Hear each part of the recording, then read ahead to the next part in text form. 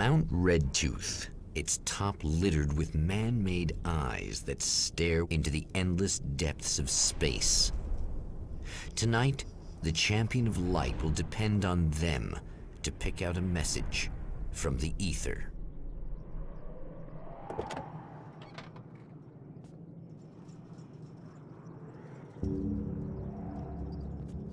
As history repeats itself, the man remembers the patterns.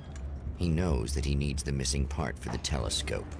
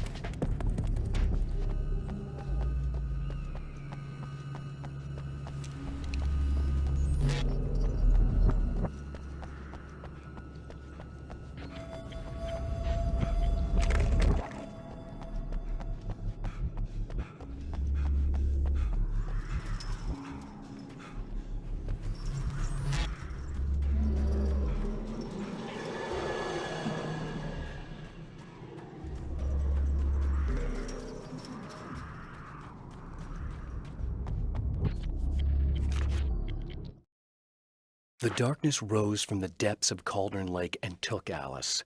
It needed words. It needed me to write its way into our world. She was leverage, a hostage. I complied, but with a twist. I put in a loophole that gave me a chance to fight back. I was hunted by shadowy enemies, but I faced the darkness. I fought it with light. I drove it back.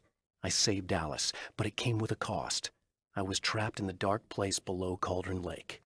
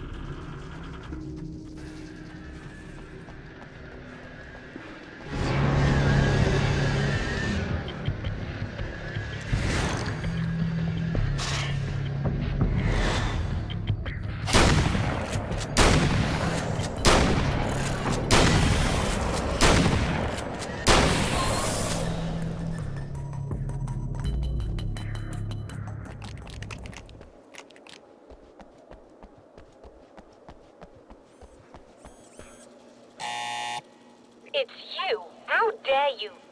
No, wait. It isn't you, is it? I suppose you'd better come in. I'll unlock the door. Thanks.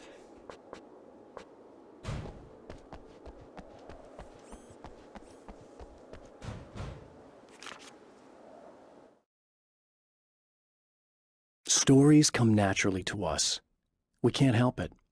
There are many different worlds, many competing realities within our heads, fueled by books, television, even barely remembered childhood tales. There's an endless supply of fictional concepts more familiar to us than anything or anyone real. We have a far greater connection to the fictional characters we know and love than the random people we pass on the street. Our destinies and inspirations are shaped by lies, myths, and fables.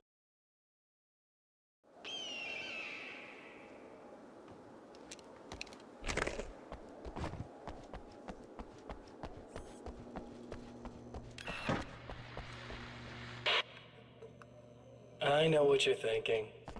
Evil twin, supernatural power.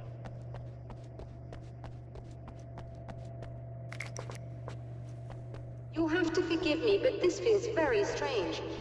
It seems like this has all happened before. I have the replacement part for your telescope, Doctor. All right. Let's get it installed.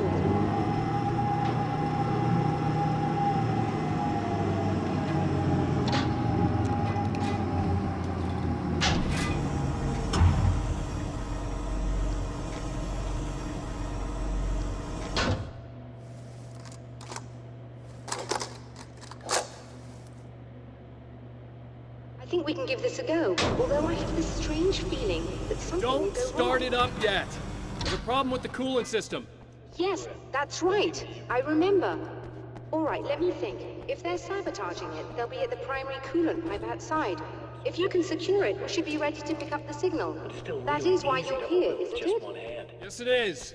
I'll take care of it. Before you go, if you have the time, I'd appreciate if you came up here and explained a few things. All of this is very strange to me.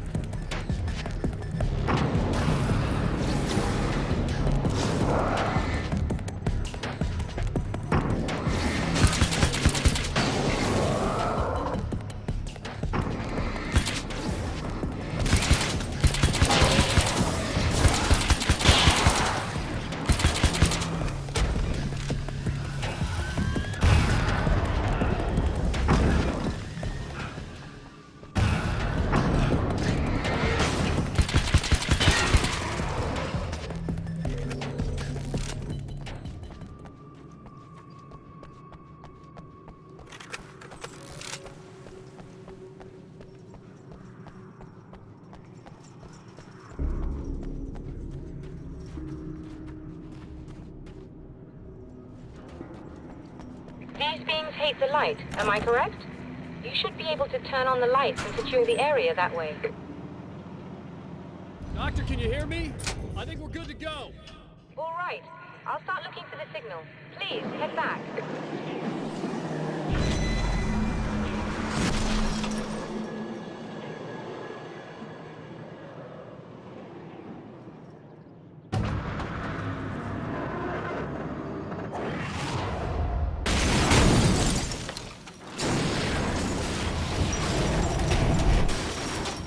I guess they didn't like that.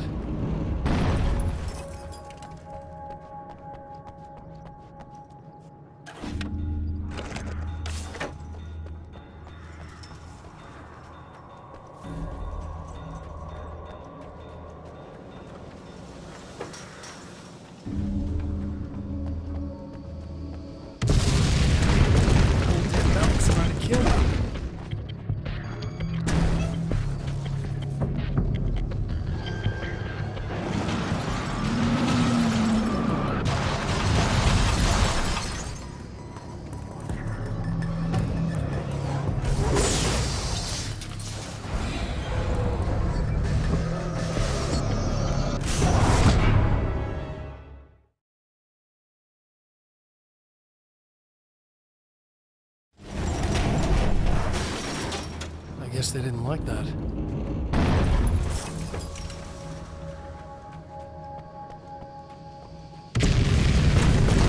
Damn mountains are trying to kill me.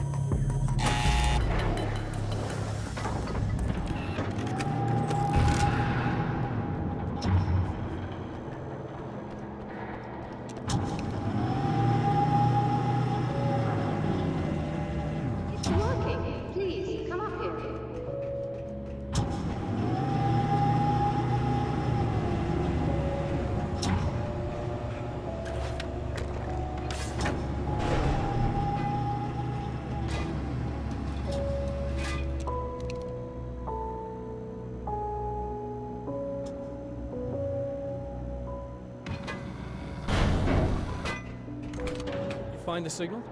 Yes, I don't think it's quite the same thing we had, the last time. Still, we're definitely picking it up. Are we getting the complete signal now? I'm afraid not. Take a look at it yourself. I'm printing out a hard copy now. I'd like to ask you a question or two before that, though, if you don't mind.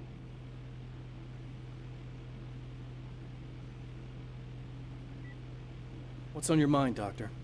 Most people would find these events extremely disturbing, provided that they survive these creatures, that is. You seem to be quite adept at dealing with the situation. Why is that? Yes, I was involved in... It's a complex story. I was in this small town, and a horrible thing from another dimension kidnapped my wife and manipulated me into writing this horror story that came true. I learned to fight it with light, and I managed to contain it and free my wife. But I was trapped in its world. Are you serious? Absolutely. So, I'm used to reality working in strange or even impossible ways. And I fought these things, not exactly like this, but close enough for a good while now. Of course, I have certain advantages. Was there anything else? What did you mean when you said you have advantages? At the risk of sounding like a lunatic, reality is much more fluid than people think. It can be influenced. I didn't take you for a mystic. I'm not. I'm a writer. And under certain conditions, I can, for lack of a better word, rewrite reality. Change things. That's absurd. But it works. Assuming I believe this, why don't you simply, I don't know, write yourself some superpowers? It's not quite that simple. You need to follow certain laws of drama, I suppose. You need to think about consistency and symbolism. Often what you write isn't anywhere near as important as what you imply. There are things out there that will take advantage of your mistakes. You really believe in this? Don't look at me like that. You've experienced some of this yourself. I will gladly admit that something exceedingly strange is going on. But this idea that you're somehow altering reality with your writing is ridiculous. You're essentially saying you're controlling my actions. Leaving aside the rational arguments against this, what gives you the right? Well, it's more like having a destiny. A path you're on. You're not aware of it, but there it is. If somebody changes it, what difference does it make? It's what every writer does. If you write something that affects one of the characters, they don't really know about that. I'm not a character. Are you saying that it's all right to take advantage of someone if they aren't aware of it? Look, all I meant was that if you're genuinely making all your own decisions, and those decisions lead to whatever destiny you have, what practical difference does it make? I suppose that depends on whether our destinies are determined by things like physics and probabilities, or natural reality, which is presumably neutral and impartial, or by some kind of an intelligence. If it's the latter, that intelligence makes choices based on some criteria. If we suffer as a result of those choices, there's a moral and ethical element involved, regardless of whether we're aware of its manipulations. Wouldn't you agree? You're taking this very well. I thought you'd be hangry. I suppose I would be if I thought you could actually do this.